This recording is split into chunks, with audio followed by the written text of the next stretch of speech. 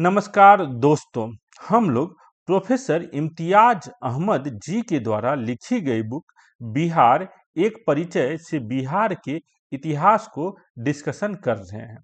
अभी तक हम लोग इस बुक से टोटल 7 चैप्टर को कवर कर चुके हैं।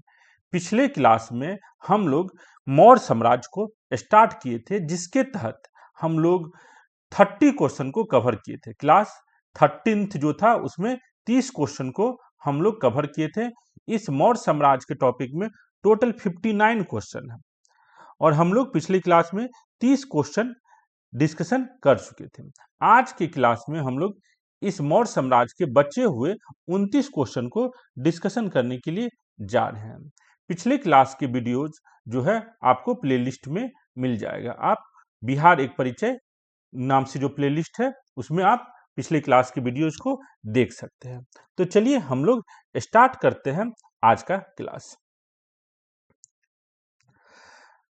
क्वेश्चन है, अशोक के समय मौर्य साम्राज्य में 5 प्रांतों का उल्लेख मिलता है। प्राची या पूर्वी प्रदेश की राजधानी कौन सी थी? तो अशोक के शिलालेख से हमको अशोक के टाइम पीरियड के 5 प्रांत के बारे में पता चलता है। हो सकता है अशोक का जो मौर्य साम्राज्य था वो 5 से ज्यादा प्रांतों में विभाजित हो, लेकिन हमें उन 5 से ज्यादा प्रांतों का नाम उनके अभिलेख से नहीं मिलता। हमको अशोक के अभिलेख से 5 ही प्रांतों का नाम मालूम है। उसमें से एक जो प्रांत का नाम है प्राची प्रांत, पूर्वी प्रांत, उसकी राजधानी कहाँ पर थी? पाटलिपुत्रा। और इस पूर्वी प्रांत के अलावे जो और 4 प्रांत है उसकी राजधानी कहाँ थी? तो देखिए अशोक के समय में जो प्रांत है उसके बारे में क्या लिखा गया है? प्रांतीय शासन। चंद्रगुप्त मौर्य का विशाल साम्राज्य अवश्य ही प्रांतों में विभाजित रहा होगा। लेखक लिख रहा है जो चंद्रगुप्त मौर्य का विशाल साम्राज्य अवश्य ही प्रांतों में विभाजित रहा होगा, परंतु उनके साम्राज्य की प्रांतों की निश्चित संख्या हमें प्राप्त नहीं है। कितने प्रांत थे उनके उस साम्राज्य में हमें पता नहीं है। उसके पौत्र अशोक के अभिलेख से हमें उसके निम्नलिखित प्रांतों के नाम ज्ञात होता है, जिसमें उदीच्य एक प्रांत है। उदीच्य प्रांत का राजधानी कहां पर था? उदीच्य प्रांत की राजधानी थी तक्षशिला। उदीच्य प्रांत की राजधानी क्या थी? तक्षशिला। अवंतीरठ, अवंतीरठ प्रांत का नाम है, इसकी राजधानी क्या है? उज्जैन। उसका बाद कलिंग, कलिंग की राजधानी थी तोसली, तोसली थी कलिंग की राजधानी। दक्षिणापथ, दक्षिणापथ की राजधानी कहां थी? तो सुवर्णगिरी। दक्षिणापथ की राजधानी कहां थी? तो सुवर्णगिरी। इसमें दक्षिण भारत के प्रदेश शामिल थे जिसकी राजधानी सुवर्णगिरी थी। दक्षिण पथ की राजधानी कहां थी? सुवर्णगिरी। ये सुवर्णगिरी कहां? इस स्थान का पहचान रायचूर जिले में स्थित आधुनिक कनकगिरी से करते हैं। रायचूर जिले में स्थित आधुनिक कनकगिरी से करते हैं। और प्राची या प्राची इसके तहत पूर्वी भारत से था और इसकी राजधानी कहां थी? तो पाटलिपुत्रा। तो अशोक के अभिलेख में जो 5 प्रांत का नाम है उसकी जो राजधानी थी उसको हम लोग देखें। उदीच्य की राजधानी तक्षशिला, अवंतीरठ की राजधानी उज्जैन, कलिंग की राजधानी तोसली, दक्षिणापथ की राजधानी कहां थी? तो दक्षिणापथ की राजधानी थी आपको सुवर्णगिरी। और पूर्वी भारत, प्राच्य, पूर्वी को ही प्राच्य भी कहे, तो प्राच्य भारत की राजधानी कहां थी? तो पाटलिपुत्रा। तो इस क्वेश्चन का आंसर क्या हो जाएगा? आपको अशोक के समय मौर्य साम्राज्य के 5 प्रांत का उल्लेख था और प्राच्य की राजधानी कहां थी? तो प्राच्य की राजधानी थी पाटलिपुत्रा, जो ओवरऑल मौर्य साम्राज्य की राजधानी थी। ओवरऑल मौर्य साम्राज्य की राजधानी क्या थी? तो पाटलिपुत्र। आंसर हो जाएगा आपको डी। नेक्स्ट क्वेश्चन देखते हैं। पाटलिपुत्र में स्थित चंद्रगुप्त का महल मुख्यतः बना हुआ था। तो पाटलिपुत्र में जो चंद्रगुप्त का महल है वो मुख्यतः क्या चीज का बना हुआ था? लकड़ी का बना हुआ था। पाटलिपुत्र में जो चंद्रगुप्त मौर्य का, मौर्य वंश की जो महल बनी हुई थी वो क्या चीज का था? लकड़ी का। देखिए लिखा, पटना के समीप बुलंदी बाग और कुम्हरार में की गई खुदाई से लकड़ी के विशाल भवनों के अवशेष प्रकाश में आए हैं। तो लकड़ी के विशाल भवनों के अवशेष हमको कहां से मिला है? पटना में कुम्हरार जगह है और बुलंदी बाग वहां से मिला है। जो पाटलिपुत्रा में स्थित कुम्हरार का महल मुख्यतः क्या चीज का बना हुआ था? तो लकड़ी का बना हुआ था। तो आंसर क्या आ जाएगा इसका? सी। नेक्स्ट क्वेश्चन, चंद्रगुप्त मौर्य का राजप्रसाद स्थित था। राजप्रसाद मतलब महल, कहां पर था? तो कुम्हरार में। चंद्रगुप्त मौर्य का राजप्रसाद आपको कहां पर था? कुम्हरार में, जो क्या चीज से बना हुआ था? लकड़ी का बना हुआ था। यहाँ पर देखिए, बुलंदी बाग से नगर के पर कोटे के अवशेष और कुम्हरार के राजप्रसाद के अवशेष मिलते हैं। तो कुम्हरार से हमको राजप्रसाद मतलब राजमहल के अवशेष मिलते हैं जो लकड़ी के बने हुए थे। तो कुम्हरार में 80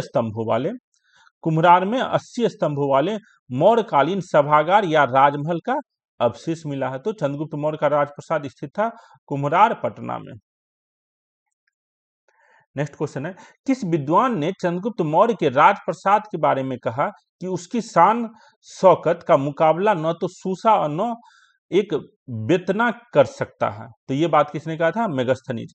जब मेगस्थनीज पटना की सुंदरता, पटना की प्रशंसा कर रहा था, तो उसने अपनी बुक इंडिका में यह वर्णन किया है कि मेगस्थनीज के अनुसार पाटलिपुत्रा की भव्यता और शान शौकत में सूसा और एक बतना की राजमहल भी उसकी तुलना नहीं कर सकते थे। तो ये स्टेटमेंट किसका है? मेगस्थनीज का है। मेगस्थनीज ने बताया था जो चंद्रगुप्त मौर्य के राजप्रसाद के बारे में, जो इसकी शान शौकत का मुकाबला न तो सूसा और न एक बतना के राजमहल कर सकते। स्टेटमेंट याद रखिएगा, Megasthenes. Next question, Chandragupta Maurya के राजप्रसाद के बारे में किसने कहा यह प्रसाद मानव कृति नहीं है वरन देवों द्वारा निर्मित है? तो यह किसने कहा था? चीनी यात्री ने कहा था। देखिए, यह राजप्रसाद 4वीं शताब्दी ईसा पूर्व में ज्यों की त्यों विद्यमान था। और फाइयान को यह देखकर आश्चर्य हुआ। फाइयान जो आपको गुप्त वंश में आया था, गुप्त वंश में जो फाइयान आया था, ये गुप्त वंश में फाइयान पाटलिपुत्रा की यात्रा किया था और यहाँ के जो मौर्यकालीन राजमहल था, राजप्रसाद था, उसको देख के उसे आश्चर्य हुआ। और वो क्या लिख रहा है? राजप्रसाद 4वीं शताब्दी ईसा पूर्व में ज्यों की त्यों विद्यमान थी और फाइयान को यह देख कर आश्चर्य हुआ कि इसे संसार के मनुष्य नहीं बना सकता है, अपितु यह देवताओं द्वारा बनाया गया है। इस प्रकार मौर्य युग में काष्ठ कला अपने विकास की पराकाष्ठ पर पहुंच गई थी। तो लकड़ी के द्वारा बनाए गए महल का जो कला है, ये एकदम उच्च शिखर पर पहुंच गया था। यहाँ के लोग लकड़ी के महल बनाने में निपुण हो गए थे। तो यह स्टेटमेंट किसका है? फाइयान, जो गुप्त काल में आया था और पटना की यात्रा किया था, और उसने लिखा यह प्रसाद, यह महल मानव कृति नहीं है अपितु देवों द्वारा निर्मित है। तो इसका आंसर क्या हो जाएगा? फाइयान। नेक्स्ट क्वेश्चन, किस शासक ने गया के निकट बराबर की पहाड़ियों में आजीविकों के लिए गुफाओं का निर्माण किया था? तो आजीविका जो है ये आपको मक्खली घोषाल के द्वारा स्टार्ट किया हुआ संप्रदाय था। और इस आजीविकों के लिए आपको अशोक और उसके पोता अशोक और अशोक के पोता दशरथ जो है गया में गुफा बनवाए थे, गुफा का निर्माण किए थे। तो अशोक की जो गुफाएं हैं आपको बराबर की पहाड़ी में है। अशोक की गुफा जो बराबर की पहाड़ी में है, तो ये अशोक की गुफा कहाँ पर है? बराबर की पहाड़ियों में। किस शासक ने गया के निकट बराबर की पहाड़ियों में आजीविक के लिए गुफाओं का निर्माण करवाया? तो ये हो जाएगा आंसर अशोक। तो देखिए, इसने यहाँ 4 गुफाओं का निर्माण करवाया था। पहला गुफा क्या है? सुदामा गुफा। दूसरा गुफा क्या है? विश्व झोपड़ी गुफा। तीसरा गुफा है आपको कर्ण चौपाड़ गुफा। और चौथा गुफा है लोमेश ऋषि गुफा। तो ये 4 गुफा का नाम याद रखिएगा, लोमेश ऋषि, सुदामा, कर्ण चौपाड़ और विश्व झोपड़ी, कर्ण चौपाड़, सुदामा और लोमेश ऋषि गुफा। ये 4 गुफा अशोक के द्वारा बराबर की पहाड़ियों में बनवाया गया था आजीवक संप्रदाय के सन्यासियों के लिए। तो याद रखना है कि शासक ने गया के निकट बराबर की पहाड़ियों में आजीवक संप्रदाय के लोगों के लिए गुफाओं का निर्माण करवाया था? तो अशोक। नेक्स्ट क्वेश्चन, गया के समीप नागार्जुनी की पहाड़ियों में प्रसिद्ध गोपी गुफा का निर्माण करवाया था। तो नागार्जुन ये भी गया में जगह है।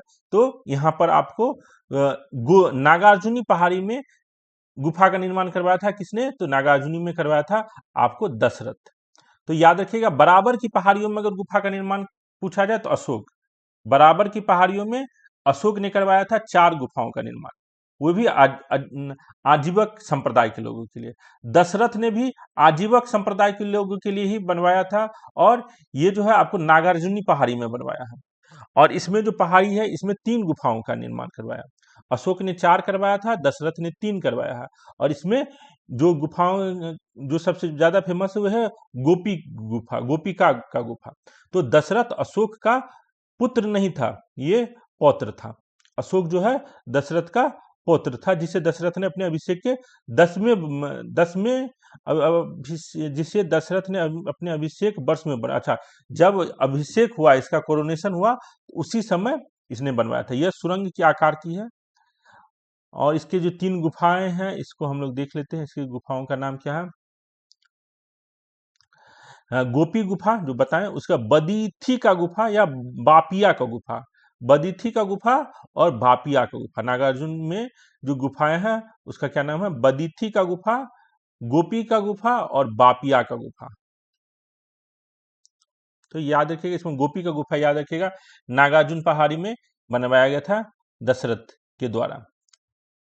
और ये अशोक का, जहां तक मुझे याद है, यह अशोक का पोता है, यह अशोक का बेटा नहीं है दशरथ। नेक्स्ट क्वेश्चन देखते हैं।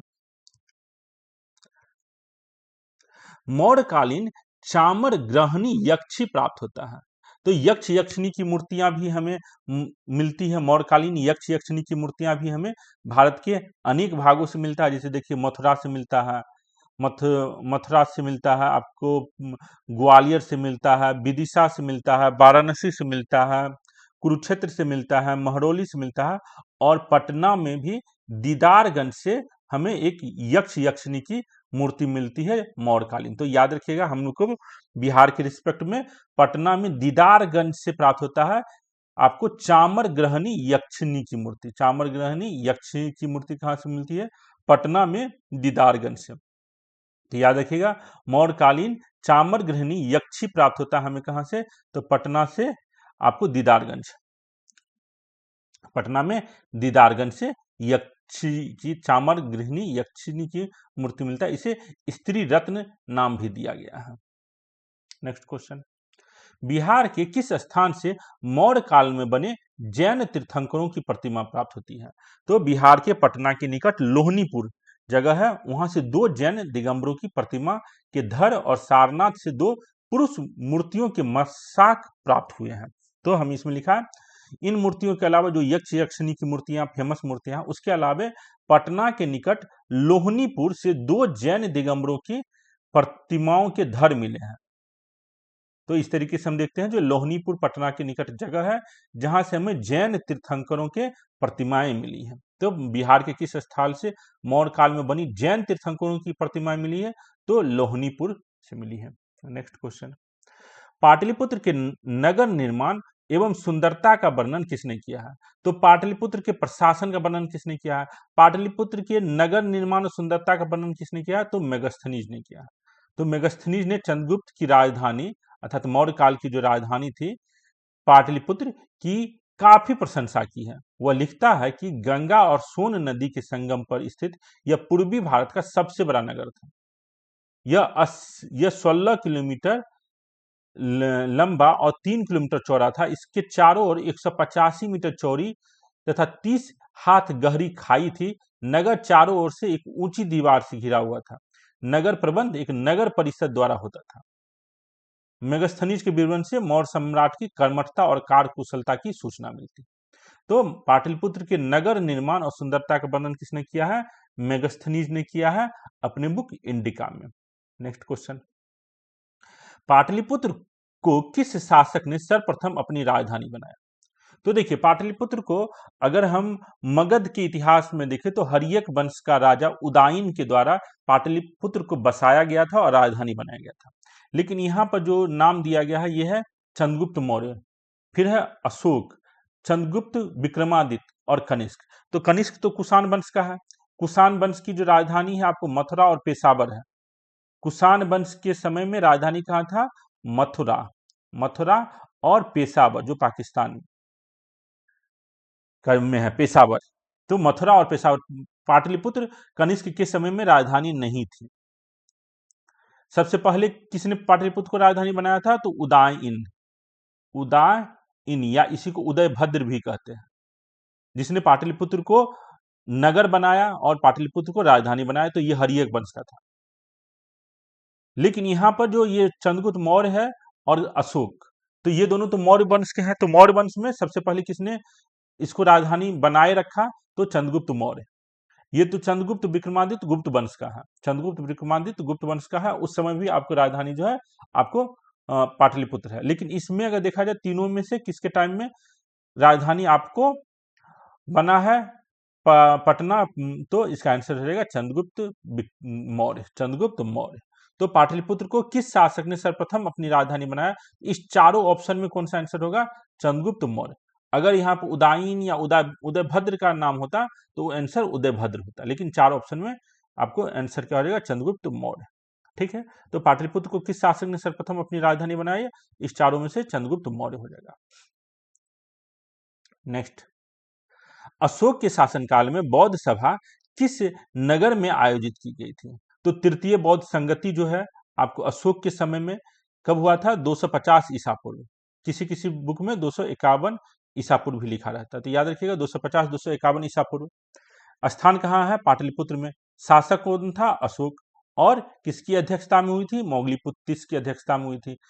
उपलब्धि क्या था तृतीय बौद्ध संगति का? तो अभिधम्म पिटक का संकलन किया गया और विदेशों में भी बौद्ध धर्म के प्रचार प्रसार के लिए लोगों को भेजने का निर्णय लिया गया। तो तृतीय बौद्ध संगति की ये उपलब्धि थी। लोकेशन क्या है? पाटलिपुत्र। अशोक के शासनकाल में बौद्ध सभा किस नगर में आयोजित हुई? तो पाटलिपुत्र में। नेक्स्ट, किसके शासनकाल में मिस्र के राजा फिलाडेल्फस ने डियानिसियस नामक राजदूत को पाटलिपुत्र भेजा था? तो राजा फिलाडेल्फस ने डियानिसियस नामक राजदूत को भेजा था। तो ये है आपको बिंदुसार। हम लोग देखते हैं चंद्रगुप्त के समय जो विदेशी राजदूत आता है उसका नाम क्या है? विदेशी राजदूत जो चंद्रगुप्त के समय आता है वह है मेगस्थनीज। और बिंदुसार के समय भी हमें विदेशी राजदूत के बारे में पता चलता है। एक तो जो मेगस्थनीज को रिप्लेस करने के लिए आता है, और दूसरा एक नया राजदूत के बारे में भी हम लोग देखते हैं। तो इसके बारे में थोड़ा सा बिंदुसार के समय जो राजदूत आता उसके बारे में हम लोग थोड़ा देख लेते हैं। देखिए, बिंदुसार के समय भी भारत का पश्चिमी यूनानी राज्यों के साथ मैत्री संबंध कायम रहा। एस्ट्रोबो के अनुसार सीरिया के राजा एंटोकस ने डाइमेकस नामक अपना एक राजदूत बिंदुसार के राज्यसभा में भेजा था। यह मेगस्थनीज का स्थान पाया था। तो मेगस्थनीज जो चंद्रगुप्त मौर्य के समय में आया था, सेल्यूकस निक्टर के द्वारा भेजा गया था। तो मेगस्थनीज के स्थान पर कौन आया नया राजदूत? डाइमेकस। डाइमेकस। इसके अलावे राजा टालमी द्वितीय फिलाडेल्फियस ने डायोनिसियस नामक एक राजदूत मौर्य दरबार में भेजा था। मौर्य दरबार में भेजा था वस्तुतः, परंतु यह स्पष्टतः पता नहीं है यह राजदूत बिंदुसार के समय आया था अथवा उसके पुत्र अशोक के समय। लेकिन ये मान के चला जाता है जो ज्यादातर बुक में जो ये किसके समय भेजा गया था? बिंदुसार के समय भेजा गया था। तो आप भी याद रखिएगा जो बिंदुसार के समय ये भेजा गया था राजा फिलाडेल्फस के द्वारा डियानिसियस नामक राजदूत को भेजा गया था। एथेनियस नामक एक अन्य यूनानी लेखक बिंदुसार और सीरिया के राजा एंटोकस प्रथम के बीच एक मैत्रीपूर्ण व्यवहार का भी विवरण दिया है, जिसमें भारतीय शासक ने सीरिया नरेश से 3 वस्तु की मांग की थी। एक है मीठी मदिरा, सूखा अंजीर और एक दार्शनिक। तो ये जो एंटेकोस था, एंटेकोस ने कहा जो हम मदिरा तो भेज सकते हैं, सूखी अंजीर भी भेज सकते हैं, लेकिन जो दार्शनिक है आपके यहाँ हम नहीं भेज सकते हैं। तो इस तरीके से हम लोग देखते हैं जो राजा फिलाडेल्फस ने डियानिसियस नामक राजदूत को भेजा था किसके समय में? बिंदुसार के समय में। तो इसका आंसर क्या हो जाएगा? बिंदुसार। नेक्स्ट क्वेश्चन, किस विद्वान के अनुसार चंद्रगुप्त मौर्य ने पॉलीब्रोथस उपनाम धारण किया था? पॉलीब्रोथस। तो देखिए मौर्य काल के जो 3 मेन है राजा, शुरुआत के राजा चंद्रगुप्त मौर्य, उसके बाद बिंदुसार, उसके बाद अशोक। तो बिंदुसार और चंद्रगुप्त मौर्य का नाम हमको यूनानी इतिहासकारों के बुक में भी मिलता है। चंद्रगुप्त मौर्य का नाम हमको यूनानी इतिहासकारों के बुक में भी मिलता है। उसके बाद जो बिंदुसार है, बिंदुसार का भी नाम हमको यूनानी इतिहासकारों के बुक में मिलता है। अशोक का जिक्र यूनानी इतिहासकारों के बुक से हमें नहीं पता चलता है। अशोक का नाम जो है यूनानी इतिहासकारों से नहीं पता चलता, याद रखिएगा। अब चंद्रगुप्त मौर्य और बिंदुसार, चंद्रगुप्त मौर्य और बिंदुसार को यूनानी लेखक किस नाम से, चंद्रगुप्त मौर्य और बिंदुसार के लिए यूनानी लेखक कौन सा नाम यूज कर रहे हैं? तो अलग अलग यूनानी लेखक अलग अलग नाम यूज कर रहा है चंद्रगुप्त मौर्य के लिए और बिंदुसार के लिए भी। हम लोग पहले ये जानते हैं जो चंद्रगुप्त मौर्य को यूनानी लेखक किस किस नाम से पुकारता है। यूनानी लेखक चंद्रगुप्त मौर्य को किस किस नाम से पुकारता है? तो ये देखिए, तो एस्ट्रेबो नामक एक यूनानी लेखक है, ये चंद्रगुप्त मौर्य को पालीब्रोथस के नाम से बुला रहा है, पालीब्रोथस बोल रहा है। चंद्रगुप्त मौर्य का नाम एस्ट्रेबो के अनुसार क्या है? पालीब्रोथस, पालीब्रोथस। उसी के जैसे एरियन एक और विदेशी लेखक है, यह चंद्रगुप्त मौर्य के लिए क्या नाम यूज कर रहा है? एंड्रोकोटस। याद रखिएगा, एंड्रोकोटस चंद्रगुप्त मौर्य के लिए किसने यूज किया है? एरियन नामक यूनानी इतिहासकार। उसी तरीके से प्लूटार्क, ये भी एक यूनानी इतिहासकार है, ये चंद्रगुप्त मौर्य के लिए कौन सा नाम यूज कर रहा है? Androcottus, Androcottus. इसी तरीके से जस्टिन भी एक इतिहासकार है, जस्टिस जो है चंद्रगुप्त मौर्य के लिए सेंड्रोकोटस नाम यूज कर रहा है। तो चंद्रगुप्त मौर्य का नाम जो है एंड्रोकोटस है, सेंड्रोकोटस है, पैलीब्रोथस है। तो अलग अलग यूनानी इतिहासकार चंद्रगुप्त मौर्य के लिए अलग अलग नाम यूज कर रहा है। एस्ट्रोबो क्या यूज कर रहा है? पैलीब्रोथस। जस्टिन क्या यूज कर रहा है? सेंड्रोकोटस। प्लूटार्क क्या यूज कर रहा है? आपको प्लूटार्क यूज कर रहा है एंड्रोकोटस। तो आपको समझ में आ गया होगा। उसे देखिए, जो मुद्रा राक्षस है, विशाखा दत्त के द्वारा लिखा गया बुक है, नाटक है, उसमें चंद्रगुप्त मौर्य के लिए जो नाम यूज हुआ है वो है ब्रिसाल, ब्रिसाल, ब्रिसाल। और भी चंद्रगुप्त मौर्य के लिए मुद्रा राक्षस में नाम यूज हुआ है चंद्रश्री। तो मुद्रा राक्षस एक ही बुक में एक ही लेखक के द्वारा लिखा गया है, विशाखा दत्त। ये लेखक क्या कर रहा है? चंद्रगुप्त मौर्य के लिए अलग अलग नाम का यूज कर रहा है। ब्रिसाल भी नाम यूज कर रहा है, चंद्रश्री भी नाम यूज कर रहा है। लेकिन हमको जो यूनानी लेखकों के द्वारा चंद्रगुप्त मौर्य का नाम है ये हमको याद होना चाहिए। जो एस्ट्रेबो ने पॉलीब्रेथस नाम यूज किया, एरियन ने एंड्रोकोटस नाम यूज किया, प्लूटार्क ने एंड्रोकोटस नाम यूज किया। सेंड्रोकोटस किसके द्वारा यूज किया गया है? तो जस्टिन। तो सेंड्रोकोटस, एंड्रोकोटस, पॉलीब्रेथस तीनों एक ही आदमी का नाम है, याद रखने के लिए। तो किस विद्वान के अनुसार चंद्रगुप्त मौर्य ने पालीब्रोथस उपनाम धारण किया था? तो इसका आंसर क्या हो जाएगा? एस्ट्रेबो, एस्ट्रेबो हो जाएगा। देखिए, प्लूटार्क जो है एंड्रोकोटस नाम यूज कर रहा है। एंड्रोकोटस जो है अलेक्जेंडर से मिला था। Androcottus overran and subdued the whole of India with an army of 6 lakh. तो ये चंद्रगुप्त मौर्य के लिए कौन बोला है? प्लूटार्क। प्लूटार्क एंड्रोकोटस नाम यूज कर रहा है। जस्टिन जो है देखिए सेंड्रोकोटस नाम यूज कर रहा है, Sandrocottus. India after the death of Alexander had second off the yoke of servitude from the neck and put her governance to the death and the author of this liberation was Sandrocottus. Justin क्या बताता है? जो जब Alexander मर गया तो जो यूनानी दास्ता था उससे भारत को मुक्त करवाया। कौन करवाया? अलेक्जेंडर के मौत के बाद, सिकंदर के मौत के बाद भारत को यूनानी दास्ता से मुक्त कराने वाला जो व्यक्ति था, उस व्यक्ति का नाम क्या है? सेंड्रोकोटस। और ये बात कौन लिख रहा है? जस्टिन लिख रहा है। तो जस्टिन वस्तुतः किसके लिए सेंड्रोकोटस शब्द यूज कर रहा है? तो चंद्रगुप्त मौर्य के लिए। तो इस तरीके से हमको पता चलता है जो अलग अलग यूनानी इतिहासकार क्या नाम चंद्रगुप्त मौर्य को लिए यूज कर रहे हैं। ठीक है, इसी तरीके से देखिए, जो आपका बिंदुसार है, बिंदुसार के लिए भी यूनानी इतिहासकार कौन सा नाम यूज करे? तो यूनानी इतिहासकार जो है बिंदुसार के लिए अमित्र घाटा, अमित्र घाटा नाम यूज कर रहे हैं।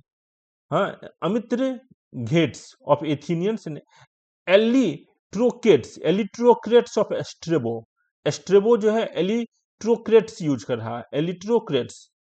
तो ये भी आप याद रख सकते हैं। जो एस्ट्रेबो जो है बिंदुसार के लिए एलिट्रोक्रेट्स ये नाम यूज कर रहा है, और वैसे अमित्र घाटा भी नाम है इसका। लेकिन आपको चंद्रगुप्त मौर्य के लिए जो नाम था सेंडोकोटस, एंडोकोटस, पालीब्रोथस, ये सब नाम तो याद रखना ही है। और बिंदुसार के लिए कौन सा है? अमित्र घाटा नाम था, जिस हाँ, और इसी से अमित्र घाटा से अमित्रीय चेट्स भी नाम यूज किया जा रहा है, और एलिटोक्रेट्स नाम भी यूज किया जा रहा है यूनानी इतिहासकारों के द्वारा। और हमने आपको बताया जो अशोक के लिए जो है कोई यूनानी नाम नहीं है। ठीक है, नेक्स्ट देखते हैं। यूनानी दूत डेमे डिमेलियकस का आगमन मगध के किस शासक के दरबार में हुआ? तो यूनानी दूत के बारे में हम लोग अभी देखे थे। यूनानी दूत डायमेकस, डायमेकस जो है ये कि सीरिया के राजा एंटियोकस के द्वारा बिंदुसार के राजसभा में भेजा गया था, और ये डायमेकस जो है मेगस्थनीज को रिप्लेस किया था। डायमेकस जो है मेगस्थनीज को रिप्लेस किया था, राजा एंटियोकस के द्वारा भेजा गया था बिंदुसार के राजसभा में। तो इसका आंसर क्या हो जाएगा? आपको डेमिलिकस जो नाम यूज किया गया तो बिंदुसार। नेक्स्ट, केवल वह स्तंभ जिसमें अशोक ने स्वयं को मगध का सम्राट बोला है। तो अशोक जो है अपना नाम अनेक शिलालेख, शिलालेख, स्तंभ लेख, बृहद शिलालेख, छोटे शिलालेख, शिलालेख जो है बड़ा शिलालेख भी है, छोटा शिलालेख भी है। स्तंभ लेख भी जो है दो प्रकार का है, एक बड़ा स्तंभ लेख है, छोटा स्तंभ लेख है। तो इस स्तंभ लेख सब, ये जो शिलालेख है इसमें अपना नाम ये यूज कर रहा है, कहीं देवन प्रिय यूज कर रहा है, कहीं अशोक यूज कर रहा है, और कहीं मगध सम्राट अशोक यूज कर रहा है। तो याद रखिएगा केवल एक अभिलेख है जिसमें उसका नाम मगध सम्राट अशोक है, तो वह है भारबू स्तंभ। भारबू स्तंभ जो है राजस्थान में बेराट जगह है, उसी को भारबू स्तंभ भी कहा जाता है। तो भारबू शिलालेख है, यह स्तंभ नहीं है, भारबू शिलालेख है। तो इसमें इसका नाम क्या है? मगध सम्राट अशोक। तो हम लोग ये जो शिलालेख है और स्तंभ लेख है, इसके कंटेंट को, इसमें क्या नाम है, इसको हम लोग एक बार देखते हैं। देखिए, लघु शिलालेख, हम आपको बताएं जो शिलालेख जो है बृहद शिलालेख भी है और लघु शिलालेख भी है। तो लघु शिलालेख जो है जिसको माइनर रॉक एडिक्ट कहते हैं, वो भारत में हमको 13 जगह से मेनली मिलता है। उसमें से आपको जो भारबू शिलालेख है, भारबू लघु शिलालेख, ये एकमात्र शिलालेख है जिसमें नाम जो है अशोक का क्या लिखा गया है? मगध सम्राट अशोक। तो ये बातें लिखी गई मगध सम्राट अशोक। हम लोग भारबू शिलालेख आपको दिखाते, देखिए ये है भारबू शिलालेख, जिसको बेराट शिलालेख भी कहते हैं। इसमें देखिए नाम क्या है? The Magadhan king Priyadarshin having saluted the sangha hopes that are both well and comfortable. तो मगध किंग प्रियदर्शनी, इसमें अशोक का नाम नहीं है, ये याद रखिएगा। तो मगध का राजा प्रियदर्शनी, और प्रियदर्शनी अशोका के लिए यूज होता है। तो ये जो शब्द है जो मगध का राजा, तो मगध का राजा आपको केवल भारबू अभिलेख में ही है, ये शब्द मगध का राजा। देखिए जैसे ये मसाकी रॉक इंस्क्रिप्शन है, मसाकी रॉक इंस्क्रिप्शन में क्या दिया गया? देवन प्रिय अशोक। तो यहाँ पर मगध का राजा देवन प्रिय अशोक नहीं लिखा गया है, मगध राजा शब्द यूज नहीं किया गया, यहाँ पे क्या लिखा गया है? देवन प्रिय अशोक। तो मसाकी रॉक इंस्क्रिप्शन से हमको क्या पता चल रहा है? जो देवन प्रिय का ही नाम अशोक भी है, देवन प्रिय का ही नाम अशोक है, ये हमको कहां से पता चल रहा है? मसाकी रॉक इंस्क्रिप्शन से। ये देवन प्रिय अशोक कौन था नहीं था ये हमको नहीं पता चल रहा, लेकिन ये जो है भारबू अभिलेख, इससे ये पता चल रहा जो ये जो प्रियदर्शन आदमी है ये कौन है? मगध का राजा है। तो मगध का राजा प्रियदर्शनी जो है, ये इंफॉर्मेशन हमको कहां से पता चल रहा है? भारबू अभिलेख से। जैसे एक और अभिलेख हम आपको दिखाते हैं, जैसे ये देखिए, ये रुम्मनदेई पिलर है, जो जिसको लुम्बिनी पिलर भी कहते हैं। रुम्मनदेई पिलर, लुम्बिनी जहां पर महात्मा बुद्ध का जन्म हुआ था, उसी गांव को नेपाल में रुम्मनदेई कहते हैं। नेपाल में लुम्बिनी को रुम्मनदेई भी कहते हैं। तो याद रखिएगा। तो यहां पर भी एक पिलर है, यहां पर भी एक पिलर है। इस पिलर में जो अशोक इंस्क्रिप्शन करवाता है उसमें अपना नाम क्या देता है? किंग देवन प्रिय प्रियदर्शी, देवन प्रिय प्रियदर्शी। तो रुम्मनदेई पिलर से में ये भी नहीं लिखा है जो मगध सम्राट या अशोक शब्द भी नहीं यूज है, मगध सम्राट शब्द भी यूज नहीं है, अशोक शब्द भी नहीं यूज है। इसमें क्या लिखा गया है? देवन प्रिय प्रियदर्शी। तो रूमंदेई पिलर में अशोक अपना नाम नहीं लिखता है, कहाँ का राजा है ये सब भी नहीं लिखता। तो ये 3 पिलर के जो नाम है उससे आपको समझ में आ गया होगा। जो मसाकी रॉक इंस्क्रिप्शन जो आपको दक्षिणी भारत में है, उसका क्या इंपॉर्टेंस है, इस पिलर पर अशोक का नाम लिखा हुआ है। तो देवनप्रिय शब्द अशोक के लिए यूज किया गया है। और बैरट या भारबू रॉक इंस्क्रिप्शन से हमको यह पता चलता है, जो इसमें कहा गया जो मगध का राजा अशोक, मगध का राजा प्रियदर्शनी यूज किया गया है। तो तीनों रॉक इंस्क्रिप्शन से आपको अंतर समझ में आ गया होगा। तो केवल वह स्तंभ जिसमें अशोक ने स्वयं को मगध का सम्राट बताया है, तो यह है भारबू स्तंभ। देखिए बीपीएससी 39 में यह क्वेश्चन पूछा, अच्छा क्वेश्चन है। नहीं तो आप कंफ्यूजन हो सकता था। मसाकी, मसाकी में अशोक ने स्वयं को सम्राट नहीं बताया है। रुमनदेई में अशोक ने स्वयं को सम्राट नहीं बताया है। भारबी स्तंभ जो राजस्थान में मिला है, ये स्तंभ भी नहीं है, ये लघु शिलालेख है। यहाँ पर ऑप्शन भी गलत दिया गया। भारबू में शिलालेख है, लघु शिलालेख है, ये स्तंभ नहीं है। रुमनदेई में आपको स्तंभ है, रुमनदेई में क्या है, स्तंभ है। मसाकी में लघु स्तंभ नहीं है, लघु शिलालेख है। देखिए मसाकी में क्या है, आपको लघु शिलालेख है।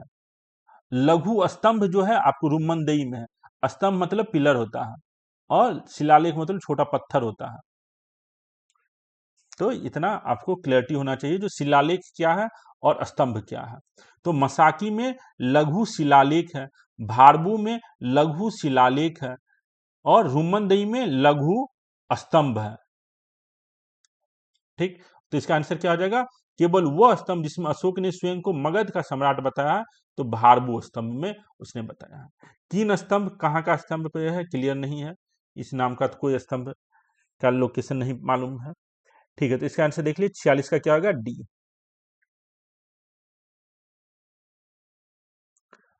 अब देखिए, बराबर की गुफाओं का उपयोग किसने आश्रय गृह के रूप में किया। तो हमने देखा बराबर की गुफाएं जो अशोक ने यहाँ पर गुफाएं बनाई थी, 4 गुफाएं बनाई थी, और किस संप्रदाय के लोगों के लिए बनाया था, तो आजीवक संप्रदाय के लोगों के लिए बनाया था। आजीवक संप्रदाय के लोगों के लिए बनाया था। देखिए मौर्य युग में पर्वत गुफाओं को काटकर निवास स्थान बनाने की कला का पूर्ण विकास हुआ था, और अशोक और उसके पौत्र, देखिए यहाँ लिखा है पौत्र, यहाँ लिखा है पौत्र मतलब अशोक का पोता था, पुत्र नहीं था दशरथ।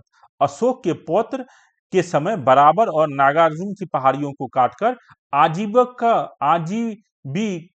के लिए आवास बनाया गया था। तो अशोक और अशोक का जो पोता है दशरथ, उसके द्वारा बराबर और नागार्जुन की पहाड़ियों को काटकर क्या बनाया गया था, आजीवक संप्रदाय के लोगों के लिए आपको आश्रय गृह बनाया गया था। नेक्स्ट क्वेश्चन देखते हैं, अशोक की राजधानी कहाँ थी। तो देखिए अशोक की राजधानी जो है, मौर्य काल में राजधानी में कोई चेंज नहीं होता है। आपको नंद वंश में भी राजधानी पाटलिपुत्रा ही है, मौर्य काल में भी राजधानी पाटलिपुत्रा ही है, पूरे मौर्य काल में। उसके बाद जब हम लोग शुंग काल देखते हैं, शुंग मौर्य जब खत्म होता है तो शुंग आता है।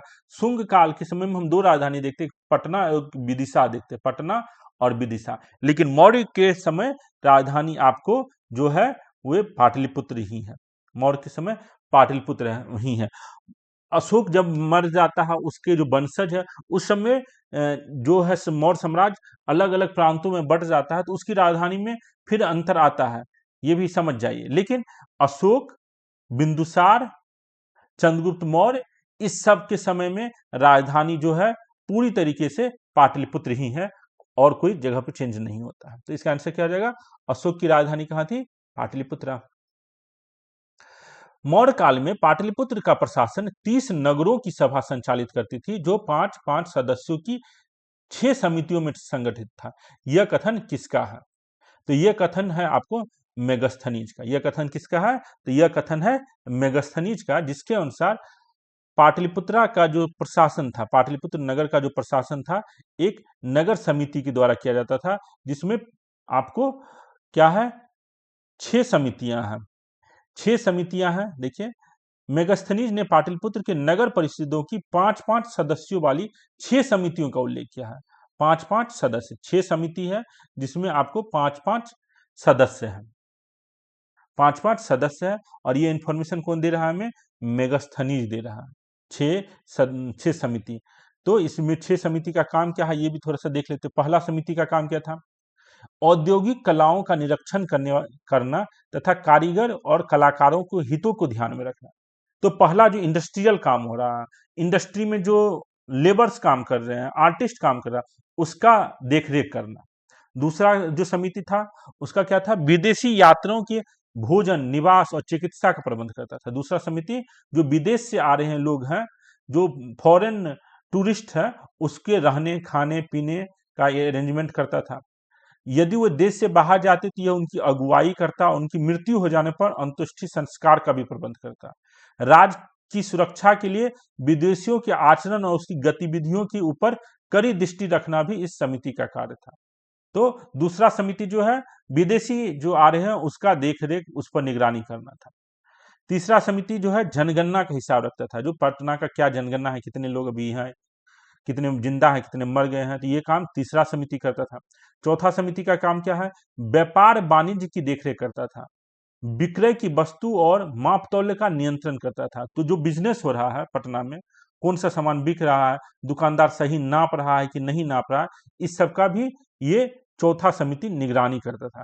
किसी भी व्यक्ति को दो वस्तु को बेचने की अनुमति नहीं दी जाती थी जब तक कि वह दूना कर अदा न कर दे। पांचवा समिति क्या था? जो बाजार में बिकने वाली वस्तुओं में मिलावट को रोकती थी और मिलावट के अपराध में व्यापारियों को दंड देती थी। तो पांचवा समिति का काम क्या था? जो बाजार में जो सामान बिक रहा है उसमें कोई मिलावटी सामान तो नहीं है, कोई गलत सामान तो नहीं बेच रहा है, तो ये निगरानी करता था पांचवा समिति। और छठा समिति क्या है? जिसका काम क्रय विक्रय की वस्तुओं पर कर वसूलना था। और छठा समिति का काम क्या है? जो भी क्रय विक्रय हो रहा है, जो भी खरीद फरोख्त हो रहा है, उस पर टैक्स वसूलना है। तो वो बिक्री के मूल्य का 1/10 होता था। जो मौर्य शासक के द्वारा जो टैक्स लगाया जाता था, वो टैक्स कितना था? 1/10 था। बिक्री के मूल्य का 1/10 था। तो जो छठा समिति था वो बिक्री के मूल्य का 1/10 भाग टैक्स के रूप में वसूलता था। इस कर की चोरी करने वाले को मृत्यु दंड दी जाती थी। तो जो भी टैक्स वो चोरी करता था उसको मृत्यु दंड दी जाती थी। तो हम लोग देखें, जो पाटलिपुत्र में पटना में 6 समिति था। एक समिति इंडस्ट्रियल वर्कर के लिए, दूसरा समिति फॉरेन जो आ रहा है, फॉरेन टूरिस्ट जो आ रहा है, तीसरा समिति जनगणना का हिसाब रखता था, और 3 समिति बिजनेस से रिलेटेड है, 3 समिति वहां के व्यापार से रिलेटेड है। तो ये हो गया, आपको 6 समितियां थी जिसके 5-5 सदस्य थे, और ये उल्लेख हमको मेगास्थनीज की इंडिका से प्राप्त होता है। उसके बाद है मौर्य प्रशासन के संबंध में कौन सा कथन सही है? तो यह केंद्रीकृत था, यह बहुत ज्यादा केंद्रीकृत था, बात सही है। जो सारा नियम कानून जो है आपको पाटलिपुत्र से चलता था, सारा इंफॉर्मेशन राजा तक पहुंचता था, राजा डिसीजन लेता था, तो यह केंद्रीकृत था। करों का बोझ अधिक था, तो कर का जो बोझ है उस समय बहुत ज्यादा था, यह भी बात है। प्रशासन तंत्र कठोर था, प्रशासन तंत्र बहुत कठोर था। तो उपयुक्त सभी, इसका आंसर क्या आ जाएगा? उपयुक्त सभी हो जाएगा। जैसे देखिए, इसमें बताया गया जो मौर्य साम्राज्य के पतन के कारण बताया गया है, जो यहाँ पर करों की बहुत अधिकता थी, अनेक प्रकार के कर लिए जाते थे। प्रशासन जो है अतिशय केंद्रीकरण था। मौर्य प्रशासन में सभी महत्वपूर्ण कार्य राजा के प्रत्यक्ष नियंत्रण में होता था। उसके वरिष्ठ पदाधिकारियों की नियुक्ति का सर्वोच्च अधिकार प्राप्त था। जो राजा के प्रत्यक्ष नियंत्रण में ही सारा काम होता था। प्रशासन के वरिष्ठ अधिकारी राजा के व्यक्तिगत कर्मचारी होते थे। उसकी भक्ति भावना राष्ट्र और राज्य के प्रति न होकर राजा के प्रति ही होती थी। प्रशासन में जनमत का प्रतिनिधित्व करने वाली संस्थाओं को प्रायः अभाव सा था। तो प्रशासन का अतिशय केंद्रीकरण था। करों की अधिकता थी, इस पर भी देखिए। परवर्ती मौर्य युग में देश की आर्थिक स्थिति संकटग्रस्त हो गई थी, जिसके फलस्वरूप शासकों ने अनावश्यक उपाय द्वारा करों का संग्रह किया। उसने अभिनेताओं और गणिकाओं तक पर कर लगाए। गणिका मतलब प्रोस्टिट्यूट, अभिनेता मतलब जो नाटक दिखाते थे। पतंजलि ने लिखा कि शासन अपना कोष भरने के लिए जनता की धार्मिक भावना जागृत करके धन संग्रह किया करता था। वे छोटी छोटी मूर्तियां बनाकर जनता के बीच बिकवाते थे और उससे धन कमाते थे। मौर्य के पास एक अत्यंत विशाल सेना थी, अधिकारियों पर बहुत बड़ा वर्ग था, तो अनेक प्रकार का टैक्स लगाया जाता था। प्रांतीय शासक जो है बहुत अत्याचार करने लगे थे। तो ये सब कारण बताया गया है जो मौर्य प्रशासन के संबंध में कौन सा कथन सही है, तो यह केंद्रीकृत था, करों का बोझ अधिक था, प्रशासन तंत्र कठोर था। तो उपयुक्त में से सभी, तो ये आपको इसका आंसर डी हो जाएगा। तो इस तरीके से हम लोग जो है इस वीडियो में टोटल 20 क्वेश्चन कवर किए हैं। एक और वीडियो बनाएंगे जिसमें आखिरी के जो 9 क्वेश्चन है उसको हम लोग कवर कर लेंगे।